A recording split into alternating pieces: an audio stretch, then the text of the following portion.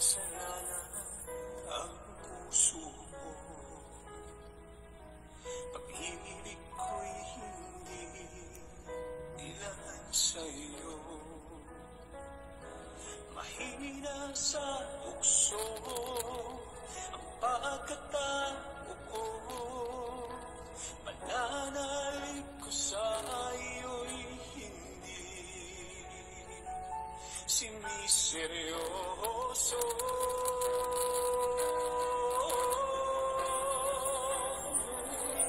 Ngayon'y nagbago na ang pagkatao ko. Mula nang makilala ka, Jesus, pananalig ko'y tumibay, buong tiwala ay binigay sa'yo lamang. Jesus, pananalig ko.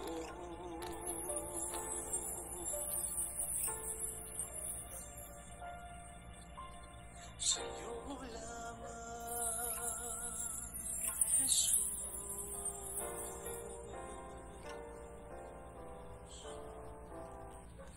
Pananalig ko.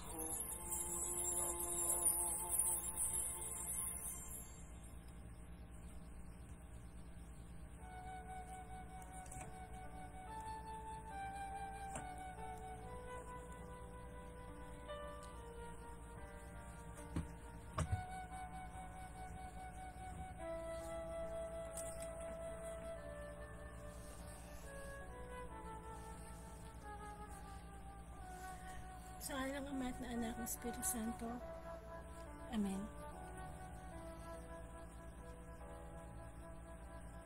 Hallelujah, hallelujah.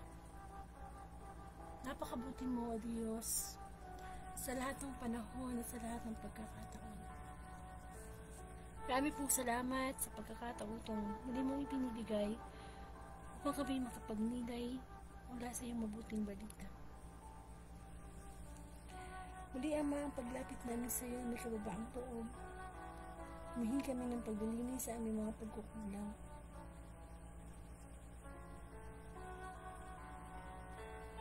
Ano po man ang mga pagsubok na hinarap namin sa araw na ito, ano po man yung mga karamdaman, ikaw ang higit na nakababatid, Panginoon. Tulungan mo kami sapagkat ikaw aming Diyos. Ikaw aming Diyos na puno ng habag at nakababatid ng aming nararamdaman. Come, Holy Spirit, we need you, and come, Holy Spirit, pray. Gamitin mo lamang ang instrumento, Panginoon, ang aking tinig, ang maging daluyan ng iyong mensahe sa bawat isa. Ikaw pa rin ang ibig naming maitaas at mabigyan ng papuri sa Facebook Live na ito. Tuloy ka kumila sa mga darating pang minuto. Ang lahat ay kapurihan sa iyong dakilang pangalan. Sa ngalan ng Ama at ng Anak ng Espiritu Santo. Amen.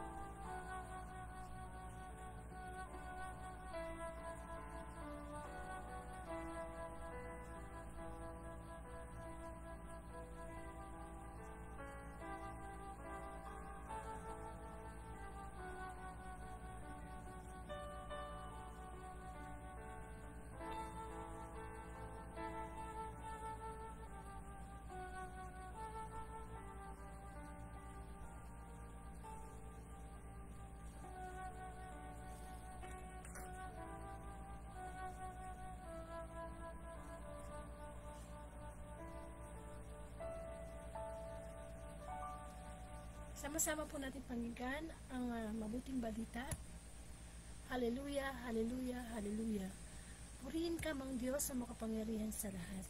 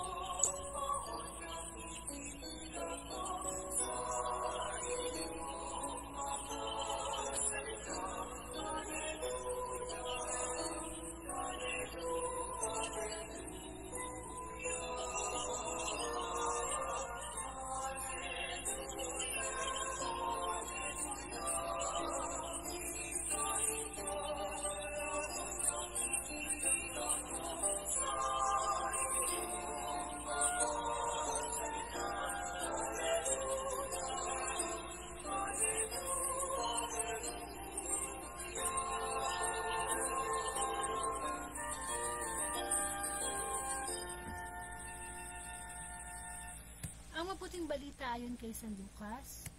Papuri sa iyo, Panginoon. Napakita kay Simon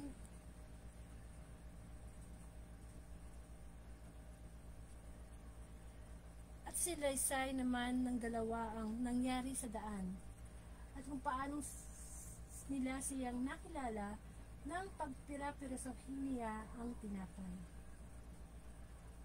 Samantalang pinag-uusapan nila ito, si Jesus ay tumayo sa gitna nila. Sumainyo ang kapayapaan, sabi niya sa kanila.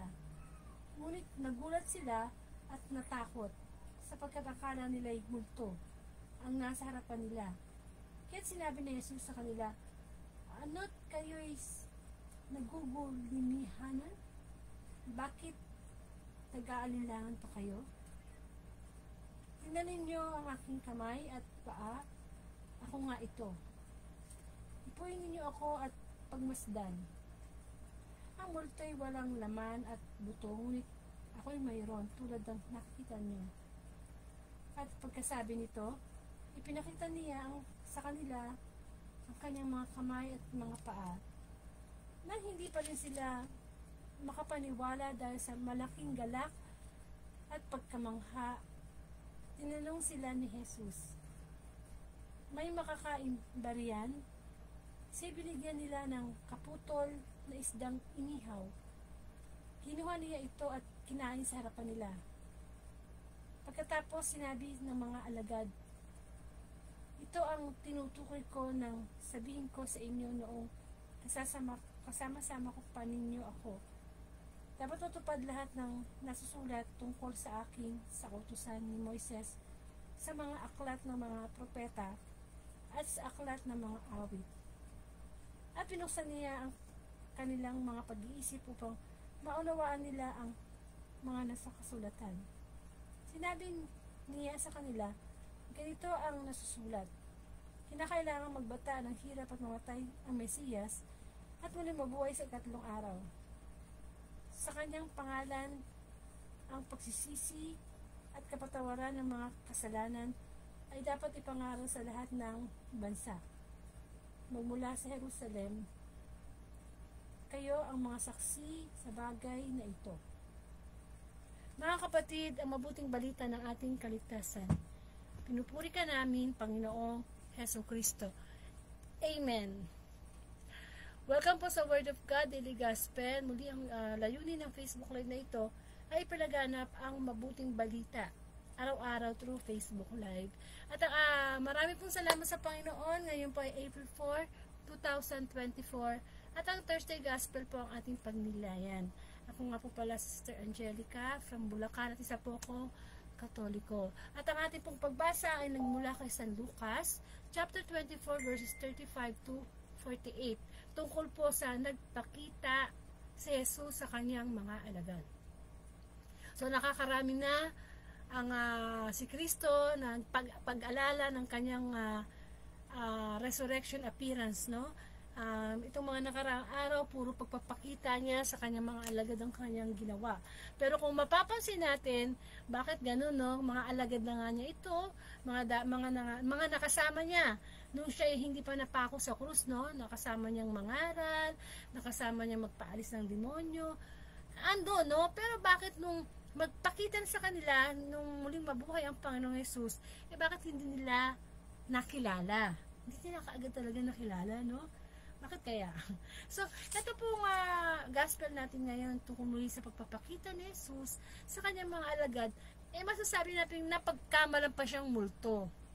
Pero di ba sabi nga ng Panginoong Jesus, ang multo ay walang buto at walang laman. Samantalang siya, di ba, ipinakita niya yung katunayan ng kanyang, yung mga butas sa kanyang kamay at sa kanyang paa, patunay na siya yung Kristong ipinako na muling nabuhay. Amen. Pero nandun yung pagka-shock magkahalo parang mixed emotion yung naramdaman ng mga alagad na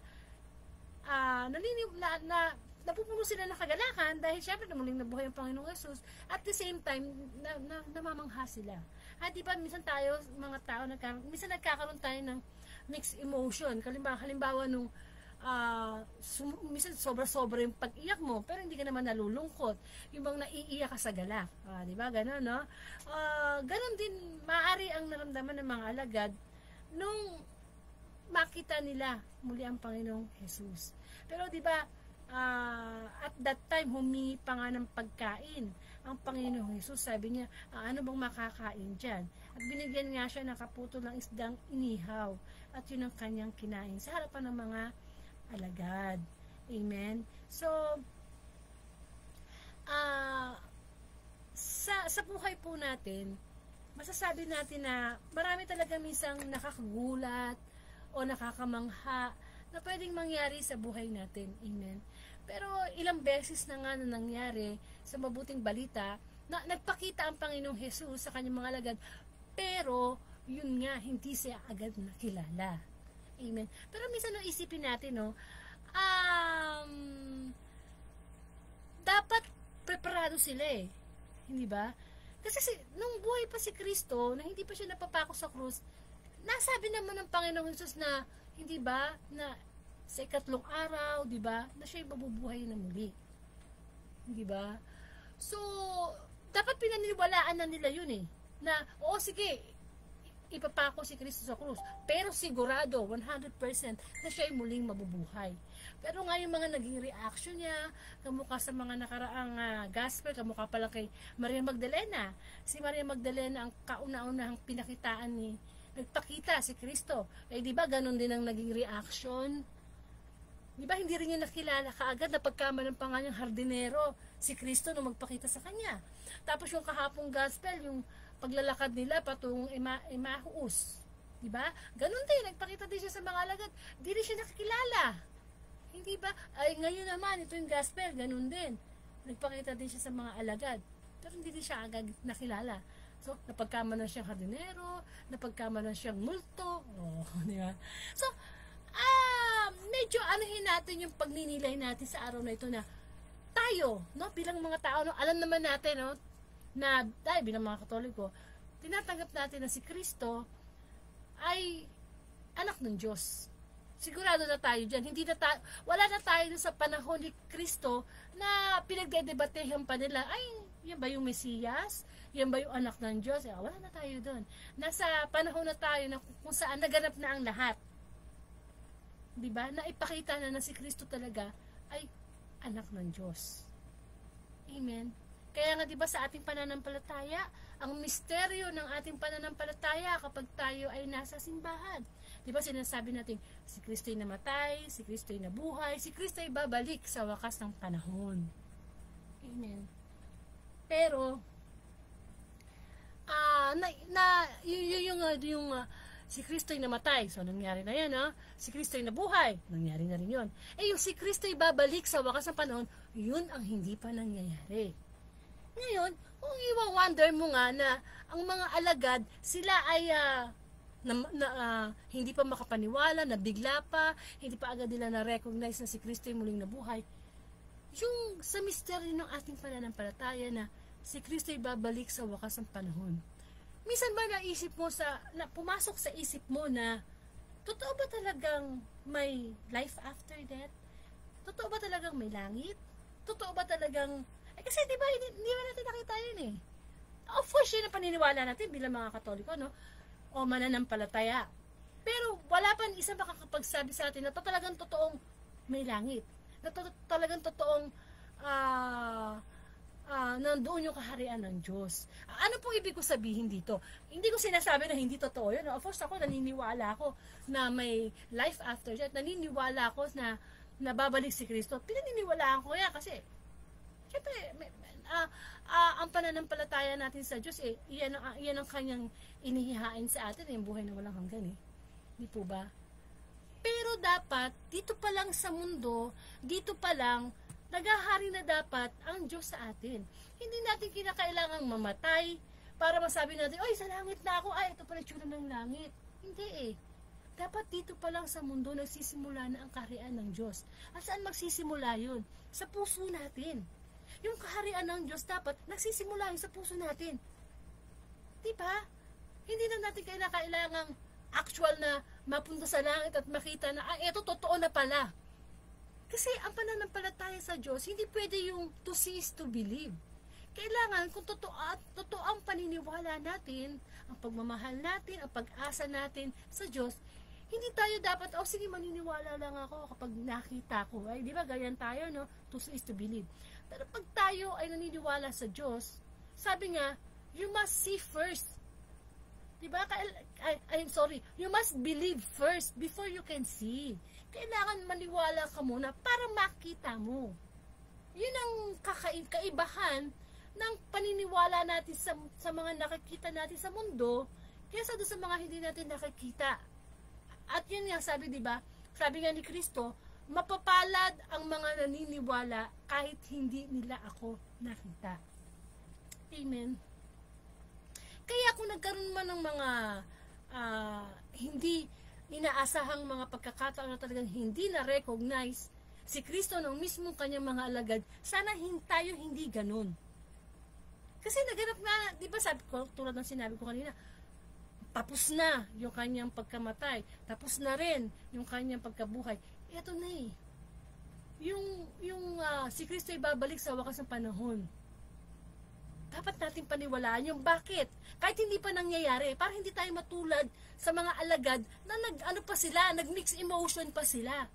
Kasi kailangan ng paniniwala natin sa bagay na muling pagbabalik ni Kristo, buong buo. Yung bang hindi tayo natatakot mamatay anytime. Kasi nga, ang muling pagbabalik ni Kristo ay dapat pinananabikan. Dapat excited. Parang yan eh. Parang bang ikaw isang babaeng dalaga na nililigawan ng yung sinisinta. Di ba yung kapag nandyan yung sinisinta mo, bago pa lang dumating yan, nag-aayos ka, inaayos mo yung pwede niyang kainin, o kung halimbawa hapunan siya darating. Hindi ba? Yung bang excited ka. So parang ganun din. Na, hindi tayo dapat magkaroon ng nahahati yung damdamin natin.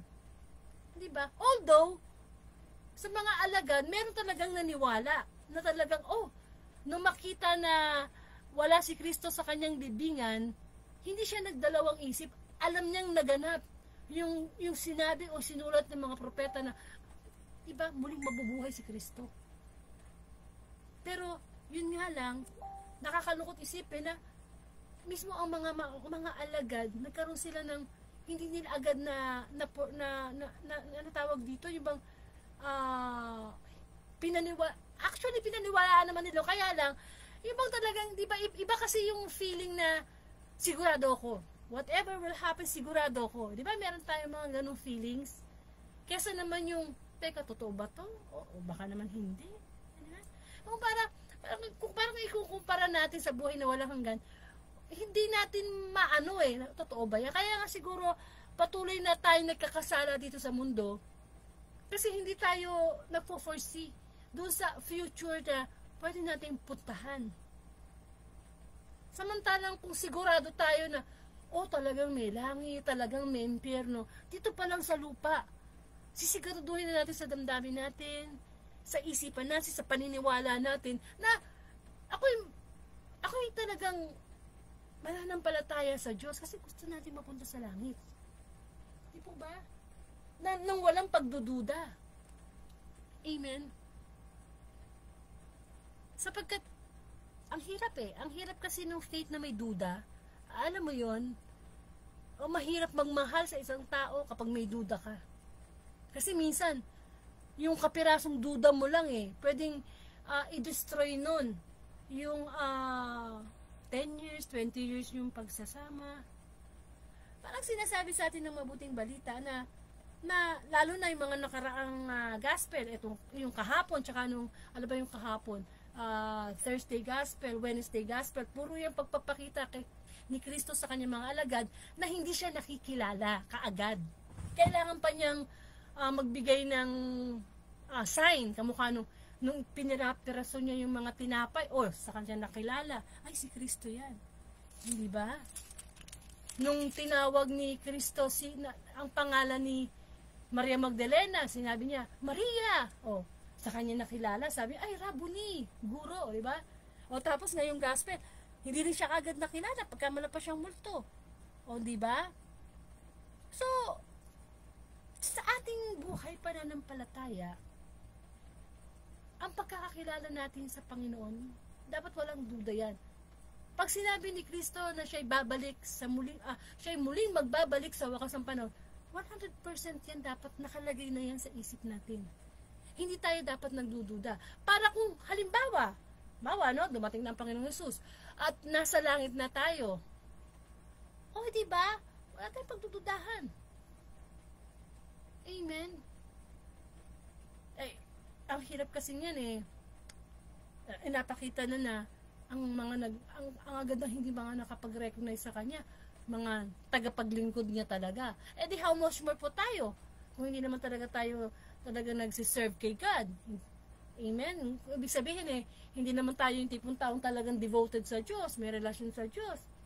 Ano ba yung sinasabing relasyon sa Diyos? Yung, syempre, nagdadasal ka araw-araw, nakikipag-usap ka sa Panginoon, o nakikinig ka ng mga ganitong gawain online na salita ng Panginoon na alam naman natin na kapag tayo nakakarinig ng ganito, o kaya nagbabasa tayo ng Bible, yun Diyos naman nakikipag-usap sa atin.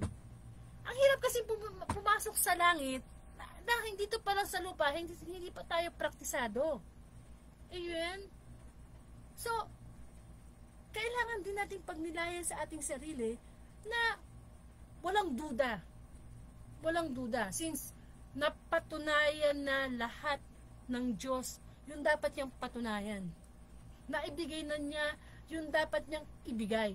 Parang sinasabi ni Lord, eto na ang stage, kayo naman ang mag-perform. Amen? Kasi katatapos lang nung pag-alala natin sa mahal na araw nakita natin ang performance ni Jesus Christ. How He gave His life for us. Amen. Walang pagdududa yun. Hindi niya inisip na, teka muna, nakakahiya naman, anak ako ng Diyos, pagkatapos ako ipapako dyan sa krus. Yan na lang mga taong yung walang yan dapat, pili ka na lang dyan. Ama, sa mga taong walang yan na ipako. Hindi, di ba? Wala siyang pagdududa. Kaya tayo, sa buhay natin, kung tayo ba'y dumadaan sa pagsubok ngayon, kung ano pagsubok na meron tayo ngayon, huwag natin pagdudahan yan. Bagkus, makita natin, ma-recognize natin na nandaging nandyan ang Diyos sa atin. Hindi yung pag dumadating yung pagsubok sa atin, hindi natin makilala ang Panginoon. Hindi natin ma-recognize. Amen? Samantala ang Panginoon, kilalang-kilala tayo. Amen? So, ilagay din natin sa ating isipan na ang Diyos, ang gusto niya, yung lumalim, yung ating pananampalataya sa Kanya. Amen?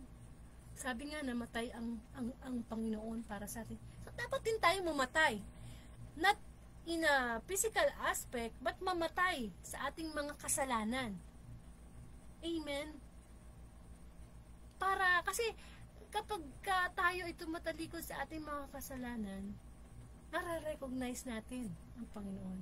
Ang hirap naman kasi talagang tumalikod sa ating mga kahinaan. Hindi naman talaga natin kaya mag-isa Kailangan natin ang tulong ng Panginoon.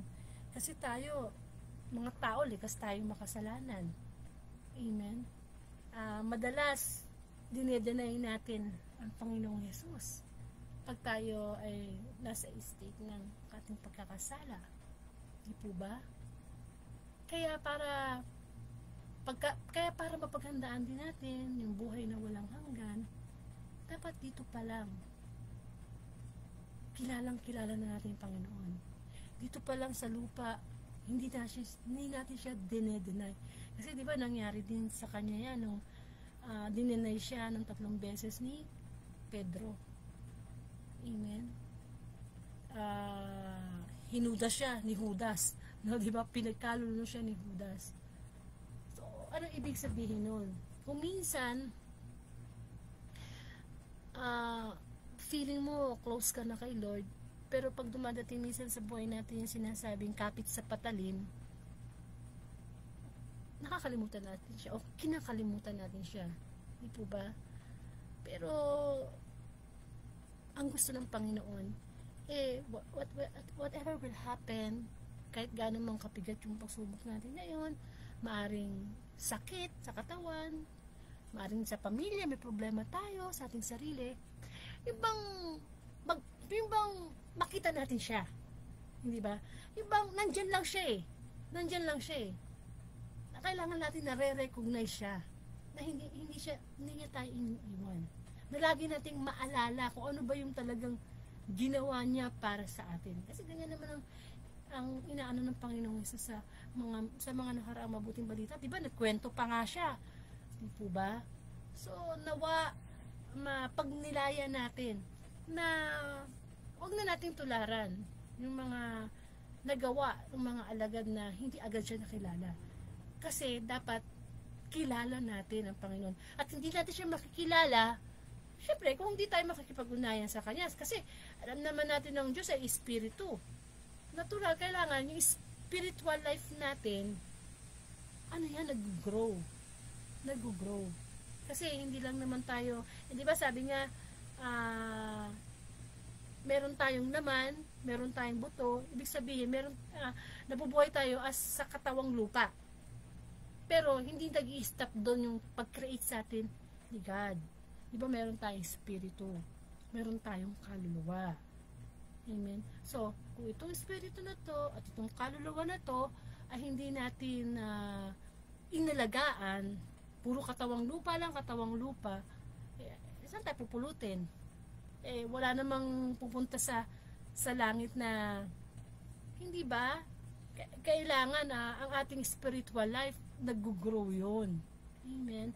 Para lagi nating nakikilala ang Panginoon. Kasi ang pagkilala sa Panginoon, hindi lang sa pangalan, hindi lang sa kanyang ginawa, kundi dapat makilala natin ang Panginoon sa pagmamahal, sa pag-ibig natin sa Kanya. Amen. So magkaroon po tayo ng closing prayer.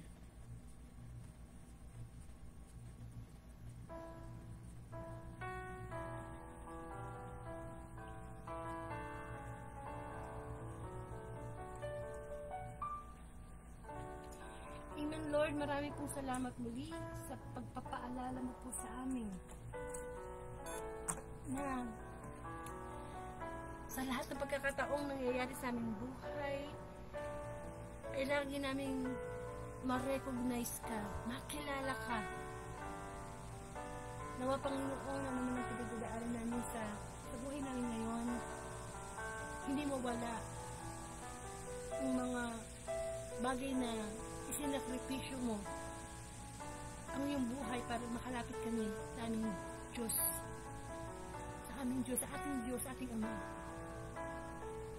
Nawa Panginoon, lagi kaming tumanaw ng utang na loob sa iyo, ng pag-ibig sa iyo, sa iyong mga ginawa. Kilalanin namin na kami yung wala kung ikay wala dyan. Salamat Panginoon sa kalakasan, sa biyaya, sa mga pagsubok na kinakaya namin kasi nire-recognize namin ikaw ang may kapangyarihan, ikaw ang nagbibigay sa amin ng pag-asa upang mapagtagumpayan namin ang bawat problema na meron kami, Panginoon. Ama namin, sumasalangit ka, sambahin ang ngalan mo, sa amin ang kaharian mo, sundin ang loob mo dito sa lupa para nasa langit. Bigyan mo kami ng aming kakanin sa araw-araw at patawarin mo kami sa aming mga sala para ng pagpapatawad namin sa nagkakasala sa amin. Huwag mo po kami pahintulot sa tukso at hiyadya mo kami sa lahat ng sama. Sa ngalan ng Ama at ng Anak at ng Espiritu Santo. Amen.